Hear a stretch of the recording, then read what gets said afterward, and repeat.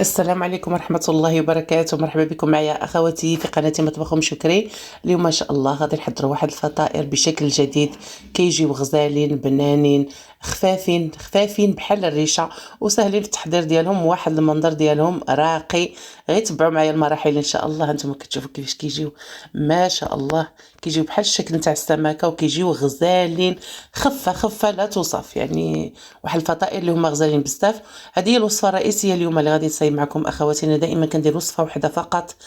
ودرت العصير، طبعا غادي ندير معكم العصير، نشارك معكم العصير ديالي.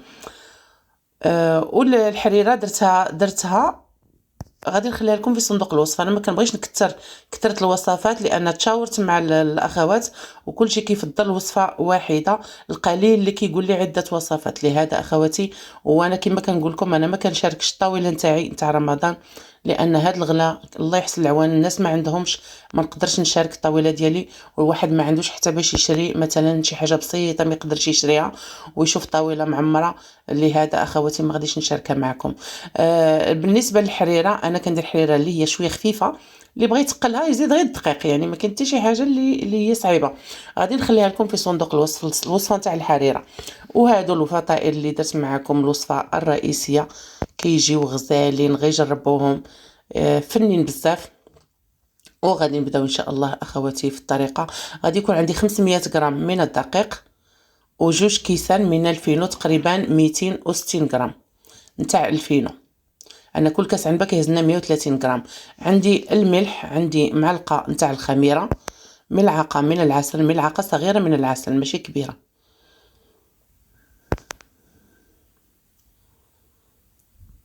على هذا الشكل هذا. غادي يكون عندي الزعتر، الزعتر، المهم المنسمات تقدروا تنسموا باش ما بغيتو. جوج معلقات كبار نتاع نيدو فقط اللي درت.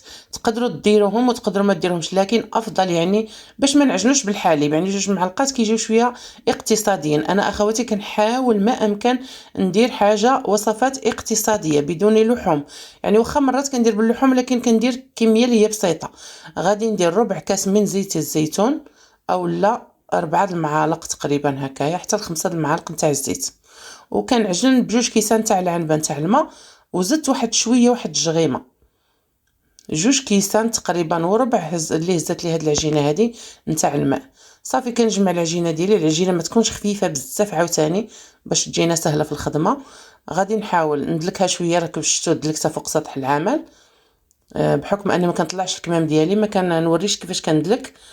وصافي غادي نخليها تختمر ونفوت نحضر الحشوه ديالي اللي هي سهله سهله سهله وبسيطه جدا. اي واحد يقدر يديرها اخواتي. مع هاد الغلا انا كنحاول ما امكن ندير الاقتصادي، اما باش ندير 3 الوصفات 4 الوصفات والناس ما عندهمش ما قديتش، ما والله ما قديت، سمحوا لي وصافي. سمحوا لي الاخوات اللي بغاو وصفات بزاف.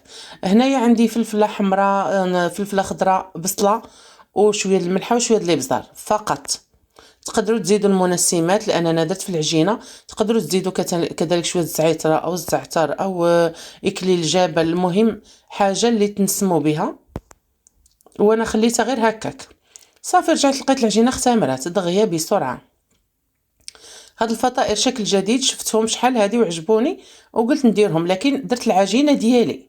انا شفت غير الطريقه، شفت الطريقه في دول اخرى هكا، يعني الدول والله ما عرفت فين شفتها، ماشي عندنا في المغرب.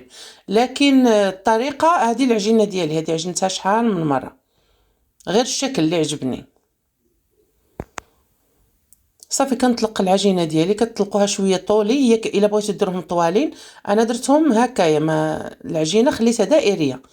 كنقطع كان نخلي لتحت كنقطعو والفوق لا. انتما كتشوفوا كندير جوج شرطات وكنلوي هاد الجوانب هادو. غير كنلويهم راهم ساهلين في الخدمه. ما كنلصقهم لا بدقيق لا حتى شي حاجه، لا ببيض لا حتى شي حاجه، راهم كيلصقوا راسهم في الفران، يعني ما يحتاجش. كتبركوا عليهم شويه هكايا، كيعطيو واحد الشكل شو اللي هو زوين وساهلين، يعني ما كياخذولناش الوقت نهائيا. وتقدروا مثلا ديروهم غير طولي وتعمروا، وتقدروا كذلك ديروهم على شكل بيتزا. هانتوما كتشوفوا الفوق ما كنخلي واحد شويه، ما كنقطعش، والتحت كنقطع على هذا الشكل هذا.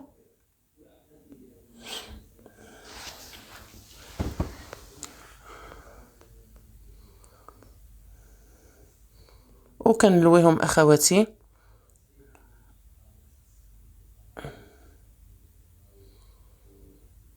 صافي، ونعاود معكم وحده ثالثه كذلك. اسمحوا لي انا كنصايب الفيديو لكن الناس كيهضروا حدايا.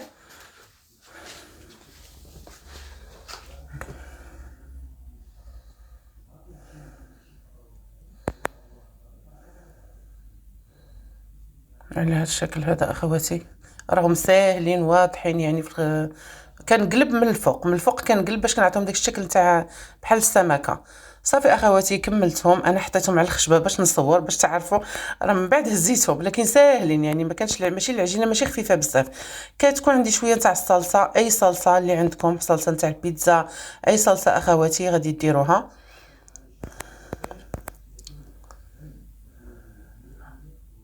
ومن بعد كندير عليهم ديك الفلافل والبصله، كنعمرها على هذا الشكل هذا.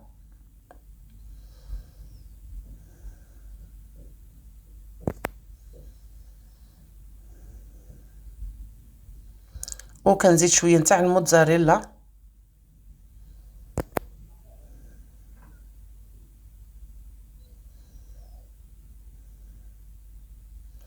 هنا عندي واحد العلبه نتاع التونه نتاع الحاره، غير علبه صغيره من دوك الصغارات، علبه واحده فقط، غير زدتها اختياريه، تقدروا ديروها تقدروا تكتفيو غير بداكشي اللي درت. وشويه د الجبن اللي كيكون عندي انا منزلي، شحال مره شاركته معكم، بغيتو نخليه لكم اخواتي في صندوق الوصف. صافي، وكندير عليهم حبه نتاع الزيتون. المهم الطريقه راها واضحه وباينه، وانتم غتشوفوا من غيطيبوا كيكون واحد الشكل عندهم غزالين. هنايا دابا صافي درتهم في الصوينيات، غادي ندهن الجوانب باش يجيوني محمرين. دهنوهم بيضه كامله او صفر البيض، المهم انا درت بيضه كامله دهنتهم كاملين. الفرن عندي شاعل، درتو شاعل على 200 درجه. الفرن خصو يكون شاعل يعني مزيان، يكون شاعل مجهد. وكندهنهم اخواتي وغادي ندخلهم الفران، يعني جاو غزالين غزالين بزاف. غير جربوهم، انا متاكده انهم غادي يعجبوكم. والاخوات اللي كيقولوا لي دائما حتى وصفات عده، سمحوا لي اخواتي، غير سمحوا لي بزاف، وصفه واحده كافيه، لان هذا الشهر العظيم خاص الانسان يتلهى مع الصلاه ديالو، مع قراءه القران، مع ماشي نبقاو حنايا نديرو غير على الكوزينه. هانتوما كتشوفوا اخواتي كيفاش جاو منين طابو كيجيو غزالين. كندير وصفه واحده والاخوات كل وحده دير داكشي اللي عندها في الدار ديالها، تزيد معاها سلطه، تزيد السحور ديالها، تزيد يعني المهم وصفه واحده راه كتكون. كنفكر اي وصفه يعني اللي تكون نتاع الافطار غادي نديرها معكم، والباقي الانسان يكمل داكشي اللي عنده في الدار ديالو. هنايا غادي يكون عندي واحد العصير اللي هو بسيط، تفاحه، بنانه، واحد الكيوي، ووحده نتاع التشين. انا درت عصير خاتر، هذا هو العصير تقريبا اللي كندير. واحد العلبه نتاع الياغورت باش كيجي كريمي. هذا اخواتي هذا السيروب انا هو اللي كنستعمل نتاع بيو، يعني صحي بزاف، كندير منه واحد 3 حتى 4 المعلقات. وتقدروا تستعملوا التمر في بلاصتو. انا هانتم اخواتي تقدروا تستعملوا التمر، الاخوات اللي ما كيبغيوش السكر بحالي تقدروا تستعملوا هذاك التمر اولا داك السيرو. انا هادشي اللي كنستعمل، بغيتو ديروا السكر ما كاين حتى شي مشكل. صافي، وعمرت الكاس ديالي بالماء. هادو واحد داك التوت، الا بغيتو ديروه كيعطي واحد اللون، يعني انا درت شي بعض الحبات ومن بعد النص زدت له عاوتاني، زدت له من هذا نيت باش عطاني اللون، يعني انا كنديرو غير على اللون، ما كندير لون طبيعي، يعني ما كنبغيش ندير داك اللون وها هما الفطائر ديالنا وجدوه. نتوما كتشوفوا واحد الشكل كيفاش كيجيو غزالين، والمذاق ديالهم صدقوني بنانين، بالخصوص الا حطيتوهم سخونين يتكلوا، يعني هما سخونين راهم كيجيو كيحمقوا. وبالصحه والراحه اخواتي، وغادي نقول لكم رمضان مبارك سعيد لجميع الامه الاسلاميه. وهذا العصير ديالي اللي صيبت خاطر، هذا زدت له شويه، زدت له من داك التوت باش عطاني هذا اللون هذا. نتوما كتشوفوا شحال خاطر ما شاء الله. وهذاك الاول درت فيه غير شي 4 الحبات نتاع داك التوت. المهم كتغيروا اللون باش ما بغيتو بحاجه طبيعيه. انا كنشريهم كيكونوا عندي دائما في المجمد، الفراوله، هذاك الفراء سميتو هاد التوت هذا، المهم داك الشيء كله كيكون عندي في المجمد، وكنبقى مرات ندير به العصير. وهذه الحريره غادي نخليها لكم في صندوق الوصف اخواتي. انا حريرتي دائما كتكون خفيفه ما كنبغيهاش ثقيله، يعني الدقيق كندير غير 2 معلقات. الا بغيتوها نخليها لكم ان شاء الله في صندوق الوصف. درتها عاد يلاه نزلتها معكم البارح. ايوا ما بغيتش نعاودها لان مازال كنشربوا الحرير هاد الايامات. من بعد ندير معكم شوربات ان شاء الله، نشارك معكم شوربه كذلك نتاع الحوت، نتاع شوربه عاديه. وبصحه والراحه اخواتي، وكما قلت لكم رمضان مبارك سعيد لجميع الامه الاسلاميه، واستودعكم الله الذي لا تضيع ودائعه الى الوصفه القادمه ان شاء الله باذن الله تعالى.